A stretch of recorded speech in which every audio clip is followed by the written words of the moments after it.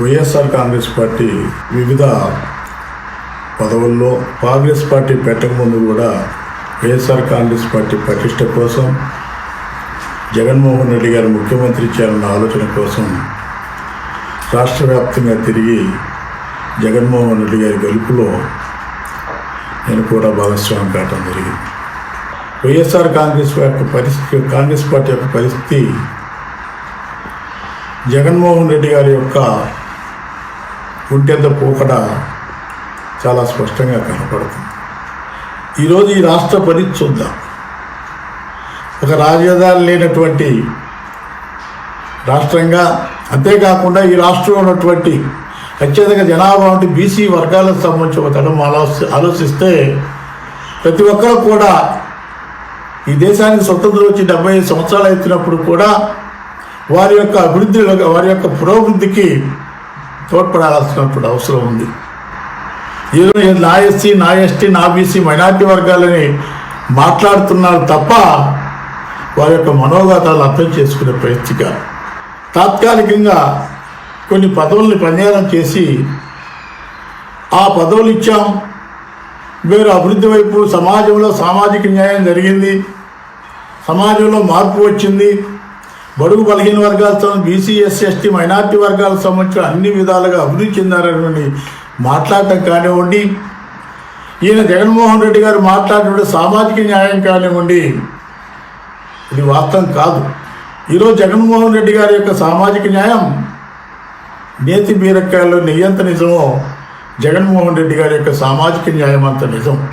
ఈ రాష్ట్ర బీసీ వర్గాలకు సంబంధించి, ఈ రాష్ట్రంలో 139 బీసీ వర్గాలకు సంబంధించి వాళ్ళకు కూడా మేము అనౌన్స్ చేస్తాం. ఆ రోజు కష్టపడ్డాం, అధ్యయన కమిటీ ద్వారా జగన్మోహన్ రెడ్డి గారు నమ్మాం.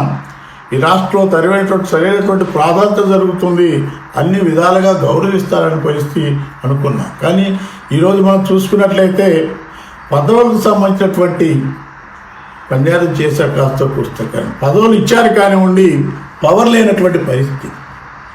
ఈరోజు రాష్ట్రంలో 36 సంబంధించినట్టు 56 సంబంధించిన కార్పొరేషన్లు ఏర్పాటు చేస్తే ఆ కార్పొరేషన్ సంబంధించిన చైర్మన్ని ఇంతవరకు కూడా ఈ ముఖ్యమంత్రి గారు, మన ముఖ్యమంత్రి జగన్మోహన్ రెడ్డికి కలిసిన పరిస్థితి లేదు.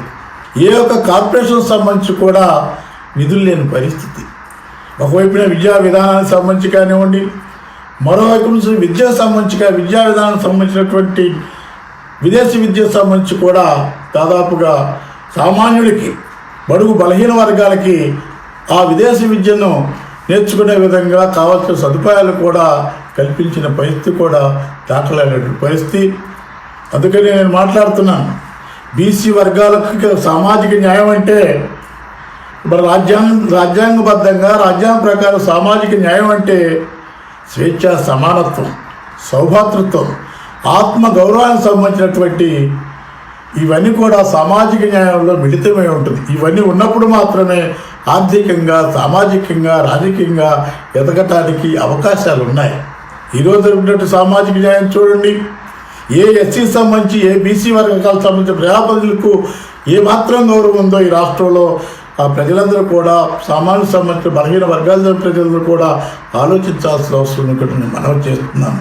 మనం చూస్తున్న ఒకవైపు రాజధానికి సంబంధించి కానివ్వండి, ఇప్పటి వరకు రాజధాని లేనటువంటి ఆంధ్ర రాష్ట్రం, అదేవిధంగా అనేక అప్పుల ద్వారా ఈ రాష్ట్రంలో లక్షల కోట్లకు సంబంధించి అప్పులు చేసేసి అప్పుల ద్వారా ఇక రాష్ట్రాన్ని నడుపుతున్న పరిస్థితి. ఈ యొక్క జగన్మోహన్ రెడ్డి గారి యొక్క ప్రభుత్వం ఇది తప్పనిసరి కూడా బడుగు బలహీన వర్గాలకు ఏదో న్యాయం చేస్తున్న ఆశించాం కానివ్వండి, ఈరోజు నా పరిస్థితులు కనపడిన పరిస్థితి లేదు. ఈరోజు ఆత్మగౌరవం, ఎందుకంటే ప్రతి ఒక్క బీసీ, ఎస్సీ, ఎస్టీ, మైనార్టీ వర్గాలకు సంబంధించిన వాళ్ళందరూ కూడా వారికి తాత్కాలిక పదవులు ఉన్నా కానీ పదవులకు సంబంధించినటువంటి పవర్ లేదు. అంతేకాకుండా అనేకమైనటువంటి అవమానాలు గురి అవుతున్న ఈ రాష్ట్రానికి సంబంధించి, ఈ రాష్ట్రంలో ఉన్న నామినేట్ పదవులకు సంబంధించి, అది యూనివర్సిటీకి సంబంధించి కానివ్వండి, కార్పొరేషన్ సంబంధించి పదవులకు సంబంధించి కానివ్వండి, టీటీడీ బోర్డు సంబంధించిన పదవులకు సంబంధించి కానివ్వండి, ఎవరి చేతిలో పదవులు ఉన్నాయి. సామాజిక న్యాయం కావాలంటే అన్ని వర్గాలకి, అన్ని కులాలకు సంబంధించిన వాళ్లకు సమమైనటువంటి న్యాయం చేయాలా? గౌరవం చూడండి, ఈరోజు బీసీ వర్గాలకు సంబంధించి వాళ్ళు దూరం అవుతున్నారంటే ఈరోజు బలహీన వర్గాలకు సంబంధించిన దూరం అవుతున్నారంటే తప్పనిసరిగా కూడా వైఎస్ఆర్ కాంగ్రెస్ పార్టీ పునరాలించుకోవాల్సిన అవసరం ఉంది. ఎందుకు అనేటువంటి ఆలోచించాల్సిన అవసరం ఉంది. ఎందుకు దూరం అవుతున్నారు? బీసీ వర్గాలకి సరైన న్యాయం లేదు, బీసీ వర్గాలకు సరైన గౌరవం లేదు. పదవులు ఇచ్చారు కానివ్వండి, ఎక్కడ ఏ జిల్లాకు సంబంధించినటువంటి కార్పొరేషన్కి సంబంధించిన బీసీకి సంబంధించి కానివ్వండి, ఎస్సీలకు సంబంధించి కానివ్వండి, నామినేట్ పదవులు ఉన్నటువంటి వాళ్ళకి ఎవరికైనా మీరు సరైన స్థానికంగా గౌరవిస్తున్నారా? ప్రోటోకాల్ పాటిస్తున్నారా? ఒక తడవ ఆలోచించాలా.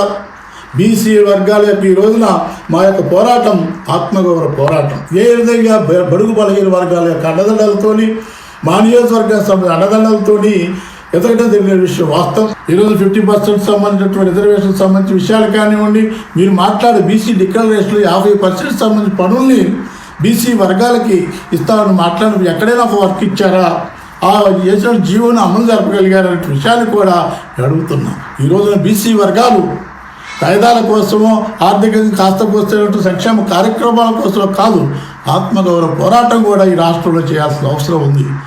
పదవి ముఖ్యం కాదు, పదవితో పాటు గౌరవం ఉండాలా, పదవితో పాటు ఆదరణ ఉండాలా, పదవితో పాటు వారికి జీవితాలు మార్చే విధంగా ఉండాలా, వాళ్ళ యొక్క వర్గాలకు సంబంధించిన సంఘటన వచ్చే విధంగా ఉండాలా, వాళ్ళ వర్గాలకు కూడా ఒక ఉత్సాహంగా మావాడు కూడా అయ్యేటువంటి ఒక భావన కలిగే విధంగా పదవులకు ఇచ్చిన ప్రాధాన్యత ఇవ్వాలి. కానీ ఏదో పదవులు ఇచ్చేసి ప్రధానమైనటువంటి పదవులకు సంబంధించినటువంటి ఏదో ఒక సామాజిక వర్గానికి సంబంధించో కొంతమందికి సంబంధించి అనుభవిస్తూ మాత్రం కూడా అధికారం లేని పదవులు ఇస్తూ, అధికారం లేని పదవులు ఇచ్చినప్పుడు కూడా కనీసం కూడా గౌరవం లేని పరిస్థితుల్లో ఈరోజు ఈ రాష్ట్ర ప్రయాణికులైనటువంటి బలహీన వర్గాలకు సంబంధించిన వాళ్ళందరూ కూడా దూరం అయ్యేటువంటి పరిస్థితి కనపడుతుంది.